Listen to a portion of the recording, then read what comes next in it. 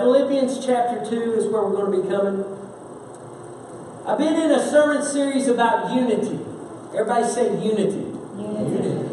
Amen. I thought this week was going to be the last, and it may be, but I keep coming up with things. Man, so much seems to be hitting me about unity. We need unity in the church. Do you believe that this morning? Yeah. We've got to have unity. Yeah. I preached a sermon at Unity meeting, though, that unity comes through division. Amen. And I'll let you just marinate on that a little bit. Those of you who are there know what I'm talking about. But, it seems like God's just, I don't want to spoil a good message, Brother Kevin, if I want to bring it out later. But it seems like God has just really been soaking me up with unity. And He's kind of speaking to me about where to go next. I'm not quite sure if He's done with the unity after today. We might have another couple of services with it. I don't know, but this morning I want to title this message, The Sound of the Band. The Sound of the Band. Okay? Now let's look at Philippians chapter 2. If we all would, let's stand for the reading of God's Word. We're going to read verse 1 through 5. It says, If there be therefore any consolation or comfort in Christ, if any comfort in love, if any fellowship of the Spirit, any bowels and mercy. That word bowels means inward affection. If there be these things, is there those things? Is it true? Is there really those things? Is there comfort in the Lord? Come on, is there comfort? There is. There's comfort in love. There's fellowship of the Spirit. There's inward affection. There's mercies. There is. Then it says, verse 2, Fulfill ye my joy, that ye be like-minded, having the same love, being of one accord, of one mind. Let nothing be done through strife or vainglory, but in lowliness of mind, let each esteem other better than himself. Look not every man on his own things, but every man also on the things of others. Let this mind be in you, which was also in Christ Jesus. Father God, I thank you for the word that you've given me for today. I thank you for your anointing. I thank you for your presence. I thank you, God, for your power and your mercy and your love. Let your Holy Spirit show me where to go and how to go and what to do, Father. And let this message accomplish what you intend for it to accomplish. To you be the glory for everything. In Jesus' name, amen and amen. You can be seated. Let this mind be in you, which was also in Christ Jesus. Look not on every man on his own things, but every man on the things of others. Who is the person we need to be looking mostly to the things upon? It's Jesus, right? Yeah. Amen. We need to have the mind of Christ. We need to have the same thinking, the same thought process, the same mind concepts, the same strategies and stuff that Christ did. Now, as I was thinking about this message, a movie come back to my mind, and I don't know if you've seen it, but I know my boys and my family have seen it. It's a movie called Drumline. And there was this boy in the movie Drumline, and he was awesome, wasn't he, Blake? The dude was awesome. Devin Miles was his name. He was awesome. He was in high school. He was a senior in high school, and he played the snare drum. And man, he was good. And he would go off on his own. And he was so good, he could go off on his own and do his own thing. Rat-a-tat-tat-tat-tat-tat, do his own thing. And everybody loved it. They thought he was good.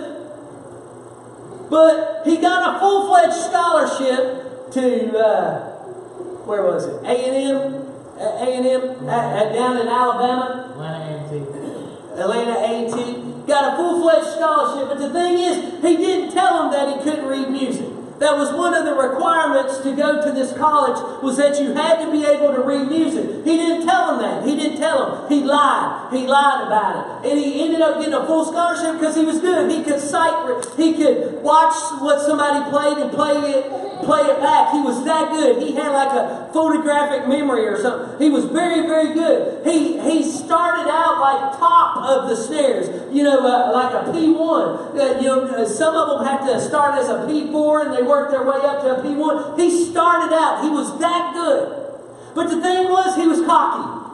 Okay? He was used to the way it used to be back in high school, being able to do his own thing, rat-a-tat-tat, and going off on his own. They've been showing Devin Miles as something great and awesome. He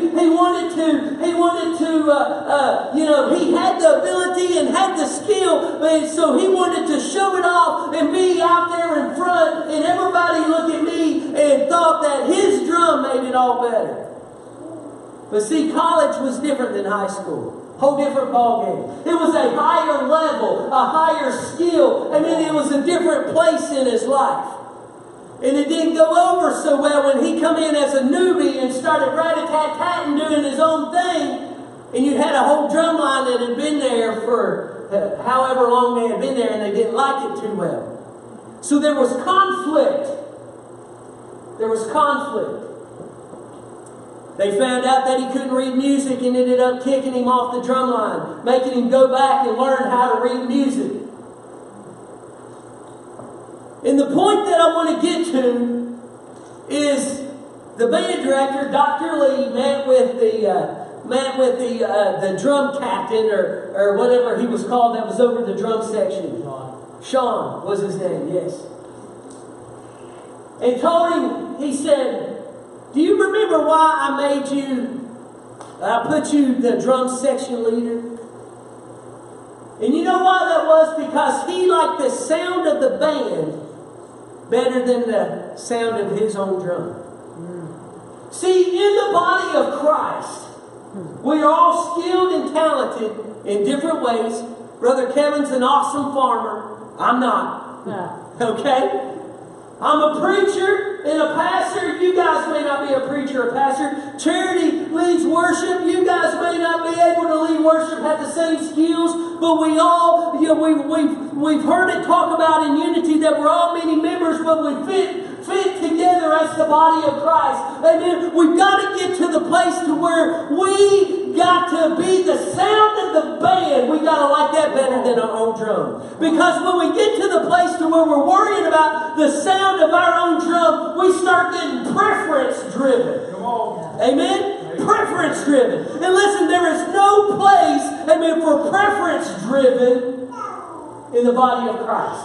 Because it's not God's preference that we're focusing on, it's our preference. And if you look right there, it said, let not every man on his own things, but every man also on the things of others. The main number one other needs to be Jesus. Amen. We're talking about unity, coming together. We got to give up sometimes what we want. Right.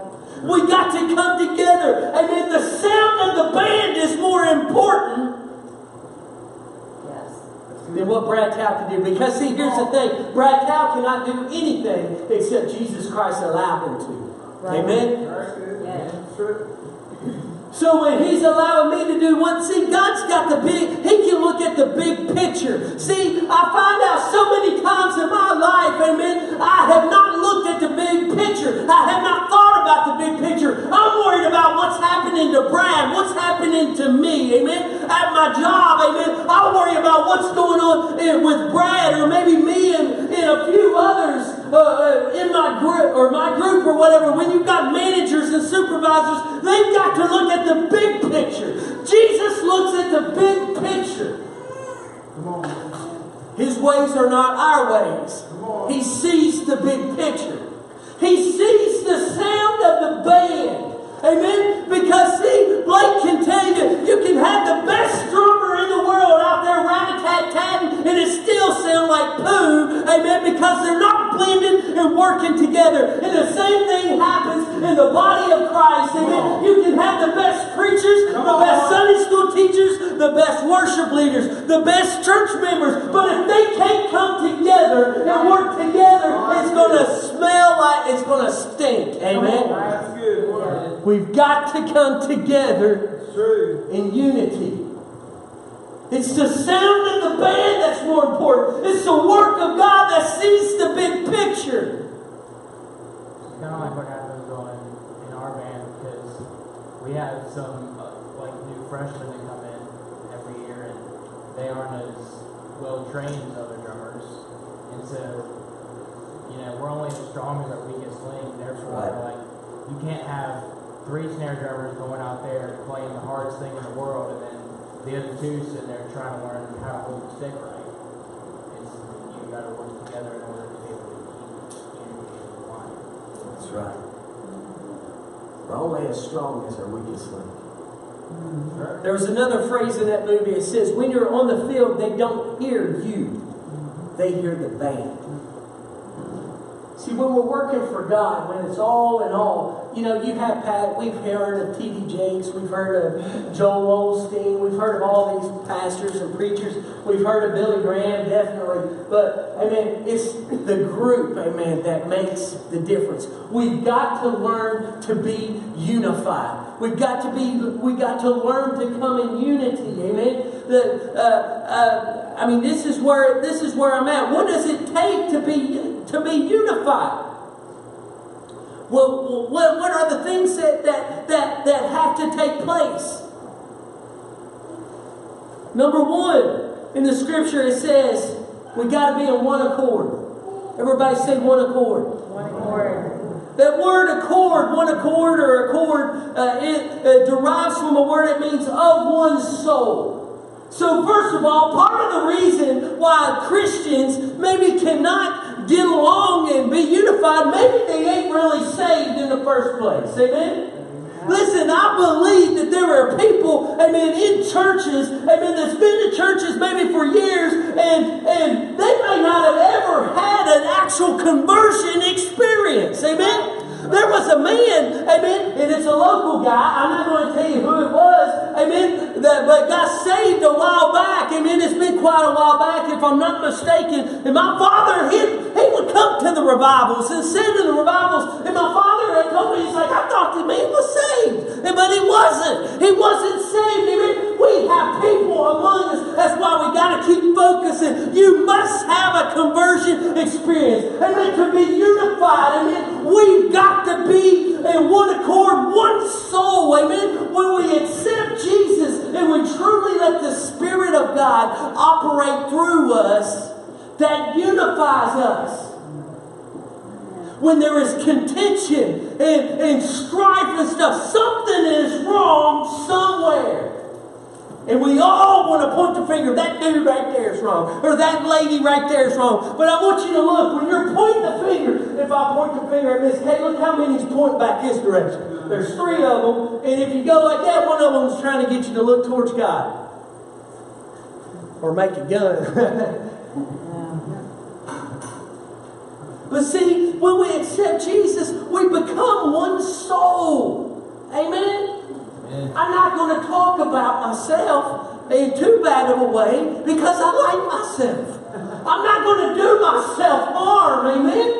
I'm not going to cause myself to be miserable because I love myself. If I'm one soul with you guys, we don't need to make each other miserable because we should love ourselves. Just like me and my wife, we are no longer 2, we are 1. And then it's the same way in the body of Christ. You guys, if you're all serving God with me, we are 1. I don't always like what Charity does. Amen? Do I always like myself? No. If I come to step up here like this and I go, oh, I don't like what my foot just did, how it stumbled. Amen? But I'm not going to cut it off. Right? Yeah. Am I making sense this morning? One accord. One accord. Now I'm not talking about Honda Accord either. One accord. One soul. Our souls need to be joined together. Our souls, amen? Our souls.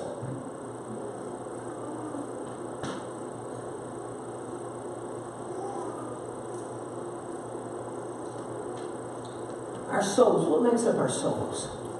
Mind, will, and emotions, right? Mind, will, and emotions, right? We have a body, soul, spirit. The spirit is where the Spirit of God lives. Our soul is made up of our mind, will, and emotions.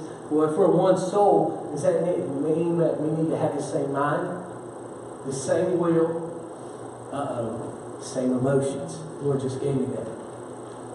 Same mind, same will, same emotions. That means if I get upset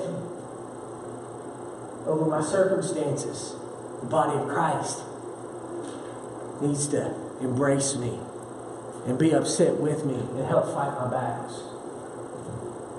This is how I fight my battles. When we start serving Jesus, we become one with Him. We are in the same family as brothers and sisters. So many times, Brother Michael, you're my brother. You're just like my brother. And brother. You're just like my blood brother.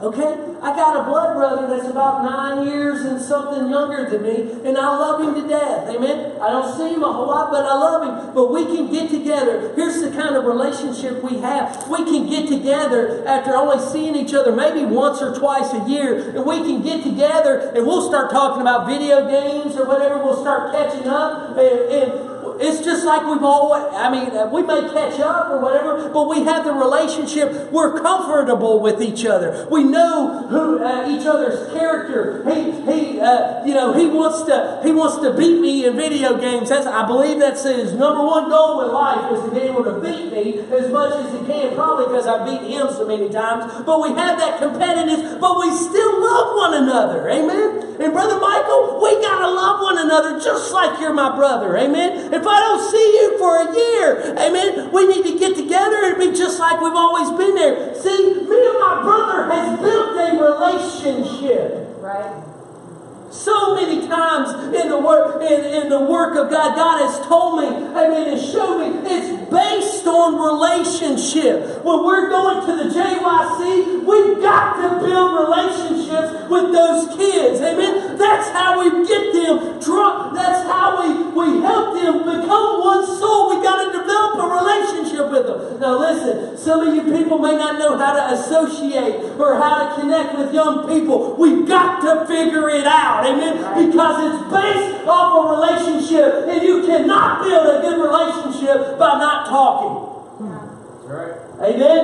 You can't do it very much. If you couldn't talk, I'm sure there's some way, but I think that we all are capable of talking, and we've got to learn to talk to people. We've got to. Ainsley, you've got to talk to me.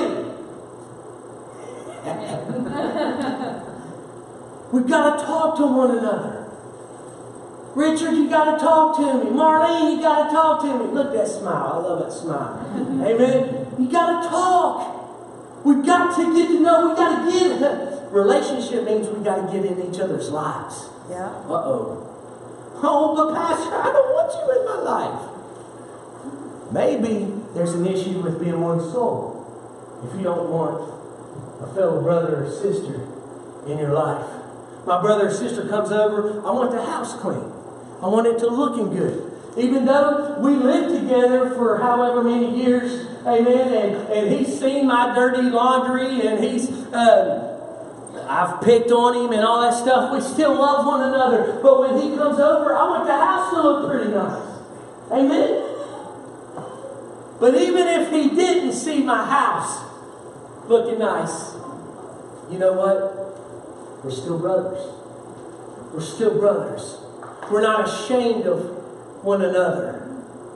So much to where we can't build a relationship. And I can't tell, I'm not ever too ashamed to say, hey, that's my brother. Right.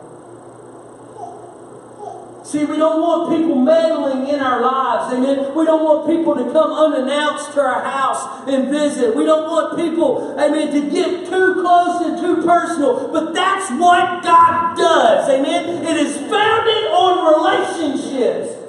God gets all up in your grill. You wonder why you ain't stronger than you are. Maybe you haven't let God up in your grill yet. Listen, me and my wife, we know this lady. She gets in my bubble every time I'm around her. You go talk to her, she's like, yes. I'm like, lady, see, I want God under my grill. I want His presence to consume me. To consume me. See, that's one accord. I'm one accord with you guys if you're serving God, but I'm also one accord with the Spirit. Amen. I want Him all over me. Amen. From the top of my head to the soles of my feet. Amen.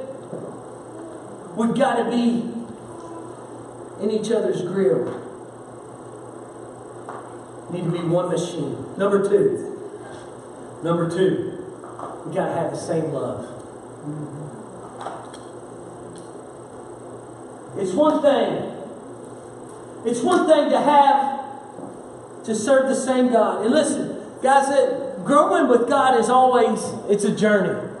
We're not going to get it all the first day, but it's a journey. It's a journey. Brother Dale, it's a journey. We've got to walk through. We've got to push through. We've got to make it through things. It's a journey. But number two, we can't just serve God. We've got to have the same love as Christ did. See, the Spirit that lives inside of us, it has a way of loving people. And I thought maybe when I was doing this message, or maybe it was sometime this week, see, the body of Christ, part of them, they think that love means acceptance. Right. Love does not always mean acceptance. Amen? I love my boys and my kids, amen, so much, amen? I love them so much, but I don't accept everything that they do when they get in trouble. Amen? See, we've got to love people that live in sin. Amen. That do things in sin. We've got to love them, but we don't have to accept the sin that they do. Amen.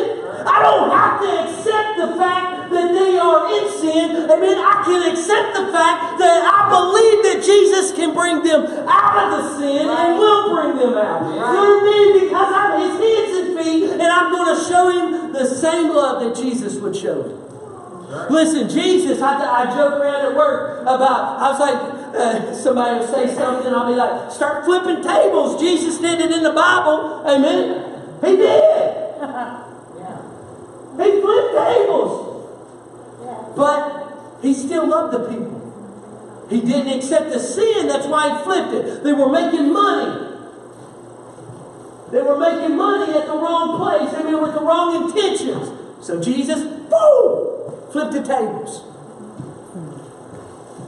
We don't have to accept it, but we have to show the same love. We have to show the same love. We got to love the same objects. We got to love worshiping our Lord. We got to love hearing God's word. We need to love fellowshipping with God's people. Because the Spirit that is inside of me, that's what He loves. And if I'm letting that Spirit, amen, hey, see, well, why is it that we need to love fellowshipping with other God's people? Amen. If Brother Logan's got the love of God in him, my Spirit's going to bear witness with him. And you've got two Spirits. You've got the Holy Spirit operating through two people right there side by side. Then we throw Lisa in there with the Spirit of God. We throw Charity. We throw Ben. We throw all of the other people. And it's just the Spirit is bearing witness. Amen. And we become, instead of a light like this, a light like this. The same love. Same love. We've got to love the same things. Do unto others as you have them do unto you. If we have the same love, should there ever be any of God's people that feel like they're not loved by other of God's people? Listen, can I get down where the rubber meets the road right now? There's still people in our churches that feel like they're unwanted, that feel like they're unwelcome, that feel like they're unloved, that feels like they're inadequate. Should that ever be possible if we're showing love like God wants us to? Listen, we all are probably guilty at times, amen, of not showing God's love as much as we need to. Sometimes we just don't feel like showing God's love.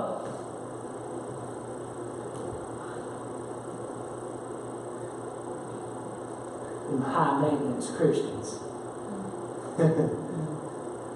Lord, I've told them and told them and told them and told them and told them and told them and told them and told them. And they still don't get it and don't get it and don't get it. And I think about people like that, but you know what the Lord reminds me? You still have your struggles that you struggle with over and over and over and over and over. You still have your things, amen, that you just can't believe me quite like you need to believe me in. Amen? Right. It's not, what do you say to that? Nothing. You know, we want to have the mentality, God, I'm better than them spiritually. I may be more mature, but I go through the same things. It's just maybe I'm not more as vocal as they are. At least they're vocalizing it out and trying to get some help. Right.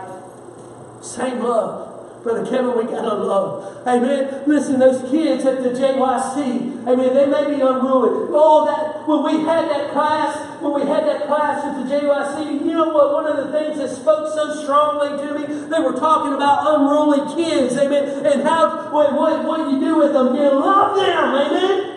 The sinners in the world that treat you bad, love them. Amen. Your bosses at work that treat you like dirt, you love them because that may be the one thing that shows them you're in one accord with God. Amen. Right. Because you love them. Yeah. Like Christ would love them. There's a guy in my area right now that was working in another area, and there was a woman that's a Christian in there. And listen, this dude's messed up. He had like a girlfriend and a wife, and I'm thinking, and he thought it was okay, you know, and all that. But he found out she was a Christian. Told her all the stuff that was going on, and then it was like, I'm going to see if you treat me differently. What would you guys do? If somebody brought a big old gallon jug of alcohol in your house, Miss Kay, or in your house, Brother Kevin, just said, I wanted to talk, and they kept it right there, would you treat them any differently? If they came to church in rags, amen, clothes all for, maybe dressed a little inappropriate, would we love them? See, that's what God called, that is unity in the Spirit. We love like Christ. See, Christ went to where the sinners were at. Right. And He loved them. And He loved them. Third and final thing. We got to be like-minded. Have the same soul, same love, but also the same mind. We need to think alike.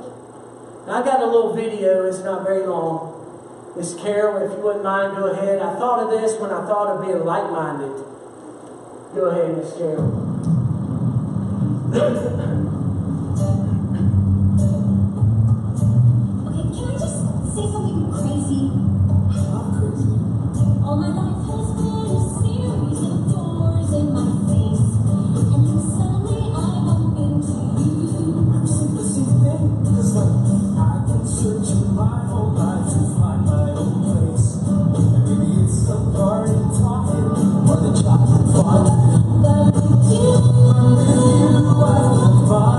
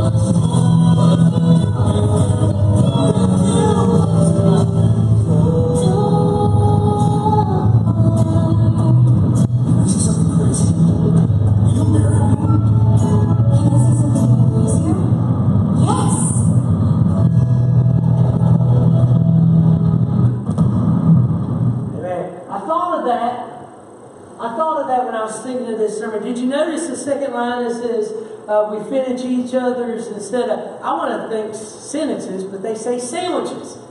And you know, she said one thing, or he said one thing, and she was able to jump right in. He's like, that's what I was going to say. That's the same way we need to be with Christ. Yeah. Amen? That is the same way we need to be with Christ. We've got to have the same mind. Amen? Listen, they had more enthusiasm right there than a lot of church people do in church. Amen? Amen.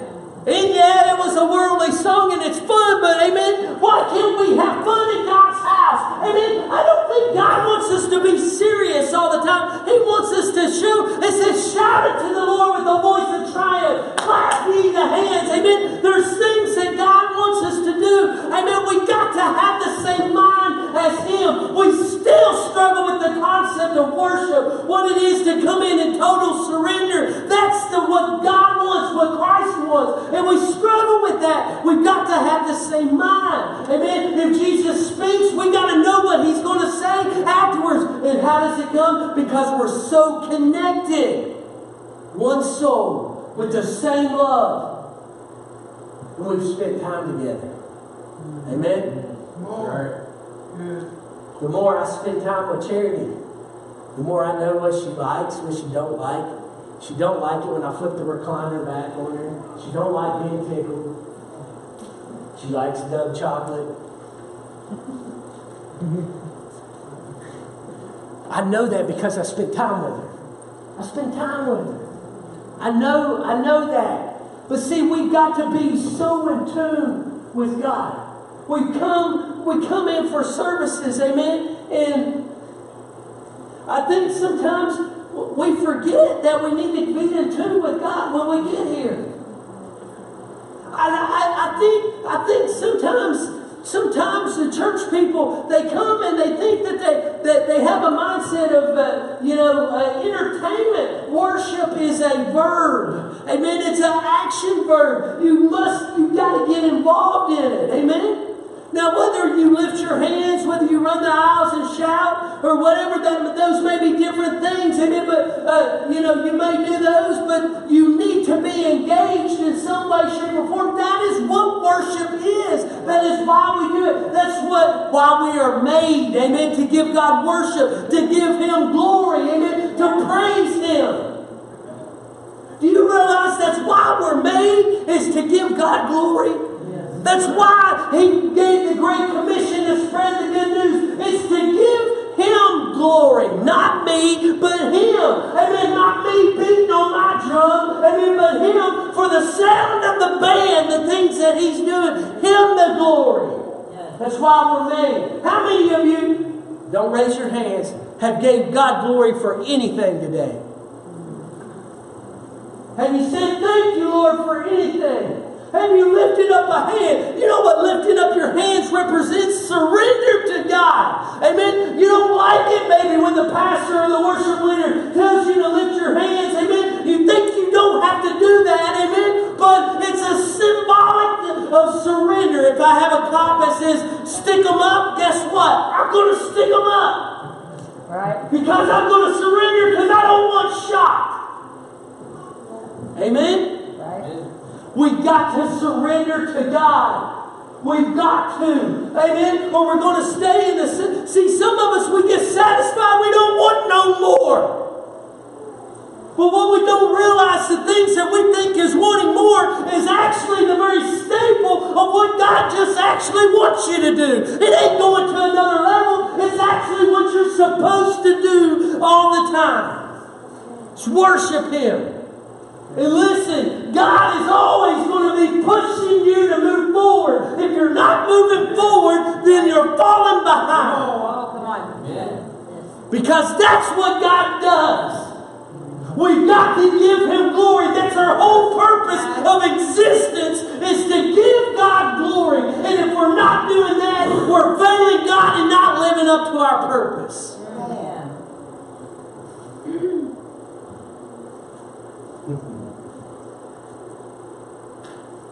2 Corinthians 13:11 says, finally, brethren, farewell. Be perfect, of good comfort, Be of one mind. Live in peace. And the God of love and peace shall be with you. Did you notice the stipulations there? It says, be perfect. Oh, but Pastor Brad, there was only one perfect man. See, grace allows us to be perfect. Amen? Brother Tim, grace allows me to be perfect. Because when I mess up, I can go to God and it's covered by grace. Amen. And it forgets about the mess ups. So that makes me perfect. Am I legit? Do I not ever mess up? No, yeah, I mess up. But grace allows me to be perfect. Be perfect of good comfort. How many church people ain't in good comfort? Amen. Listen, we go through weeks and we struggle and we deal with things. We're not of good comfort. As a whole, I would say the body of Christ is not of good comfort. Be of one mind. Live in peace. Live in peace. But Richard, live in peace, brother. Live in peace. And if we do these things, it says the God of love and peace shall be with me. Love of God and peace shall be with me.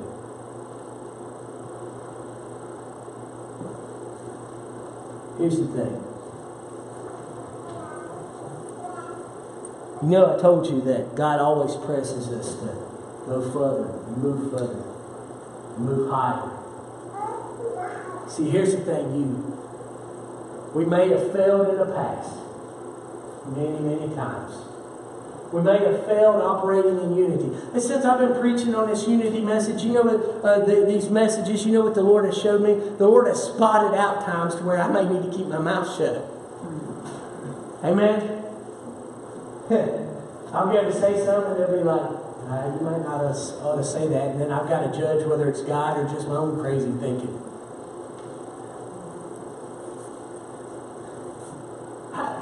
How do we live in unity? How do we do it? We just surrender to God. Let His grace make us perfect. He will lead you and guide you. You study His Word, you get close to Him. Listen, that's the hope that we have in His promises. He'll not leave us or forsake us, Miss Sandra. He'll tell me when I do wrong. He'll tell me. You know, a lot of us don't even give Him opportunity to talk to us. It says, my sheep know my voice, amen? And some of us, we don't even give Him opportunity. It's wham, bam, thank you, ma'am, God help this one, this one, this one, this one. Good night, let me sleep good, see you in the morning. Yeah. That's good. That's true. And it's easy to do that. Guys, there's hope. There's hope. Guys, it's the sound of the band. I want the band to sound good. Amen. See, when Point Pleasant High School Band, I love them. I'm proud. Yeah, you guys are proud of Bahamas, some of you, and that's okay. Meg says okay. I'm fond of Point Pleasant Band because that's where I graduated. But I want you to understand what music does. It gets to a certain place in music, and you come out with a big "da" at the end, and you're like, "yeah!" Gets to be pep rally time, and everybody's in the gym, kind of talking, and it's a little loud, and all of a sudden you hear "wop bop bop bop bop bop bop bop bop bop bop" coming down, echoing through the hallways. And there's something that, you know why they call it a pep rally? It gets you pumped up for the game. Yeah. Yes. Amen? See, it's the sound of the band. It's the sound of the band. It moves me. It moves my emotions. It brings excitement. It brings, music can bring sadness. It can bring happiness. It can bring all kinds of things through your emotions. It can even call you into action. Sometimes playing music, you'll see us jumping up and down. It's the music that has filled me. Through God, through the music that's filled me with excitement, and I'm ready to explode.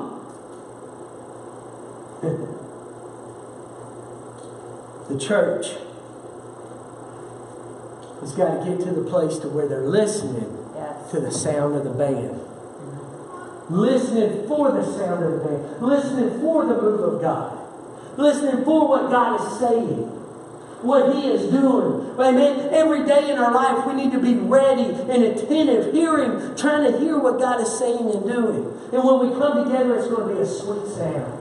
Amen. And it'll move us into action. Amen. If you remember, it was, amen, when they marched around Jericho, what did they do that seventh day? They busted. Amen. They made a sound. Amen. And they busted, they busted pots, didn't they? Did they bust pots when they marched around Jericho? They blew trumpets or something. There was some kind of sound involved. Amen. See, sound calls us into action. Sound is a symbolic thing of victory, or a calling into victory, a calling into battle. Blake, Josh, what happens when something's out of tune? What happens? Sounds terrible. Is it that much effective when it's? Yeah. It don't affect you. You don't have the same excitement when something's out of tune. When a trombone, they're supposed to go, oh, and they're going, Sorry, what? If the trombone's supposed to go, oh, and they go, oh. It distracts you. It catches you off guard. If they don't have the big da-da at the end, it's not near as exciting. And see, here's what happens when there's disunity in the church. The sound of the band is not full. It's not accomplishing its purpose because it sounds off. It is distracting. It is disorienting. And it sticks out.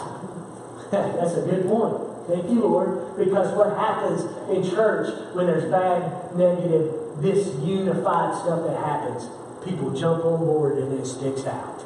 Yeah. We've got to be unified.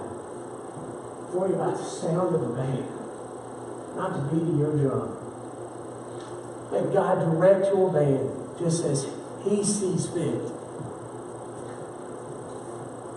Josh, I remember he worked so much on some of his tenor parts on the drums. And he might not have liked the time that he had to put into it. Might not have liked some of the ways that he had to do it. He might not like how they had to march. But it's for the bigger purpose and for the bigger goal. Let's all stand.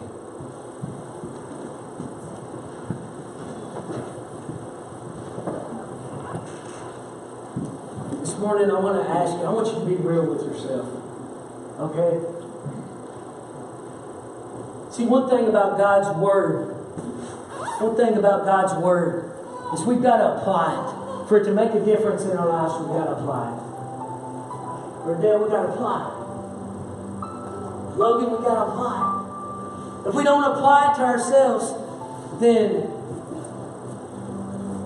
we just listen to something that's not ever going to make a difference until we apply it. What would happen if we would start watching what we said more? And really thought about what the outcome of this. See, so many times, a lot of us, we just get upset and we spout off at our mouths or spout off in anger. Not thinking, we're like Devin Miles in Drumline. He felt it, buddy, and he went with him. Rat-a-tat-tat-tat-tat. And he heard the sound of the band. Listen, God don't want it your way. He wants it His way. He knows what gifts you have because He's able to. But a lot of times we use our gifts in the wrong way. We use our abilities in the wrong way.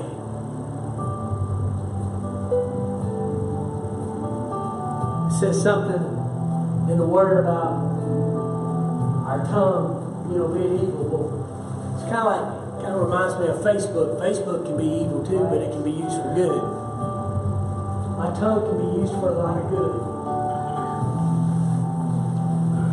I want you to think about your life this morning.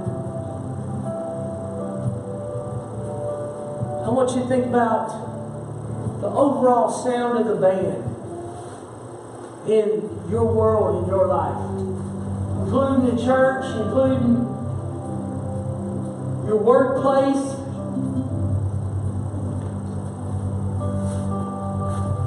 Are you really something that catches the light and protrudes it out? If you remember the triangle things that was prisms, I think it was. You shine a light to it and it come out as a rainbow. And it made the color, the light more beautiful. It changed it into a rainbow. Rain, sunshine shines through rain and it makes it a rainbow. Are you making God's light brighter or are you stifling it? Because that's what this unity does. It hinders the light. It hinders the sound. Are we amplifying God's sound this morning? Or are we closing it off? This morning, would you come and pray? Maybe you're lost. Maybe you don't know Jesus. Maybe you just need to rededicate your life and say, God, I'm sorry. I need to be perfect through your grace. Would you come this morning? Would you come this morning?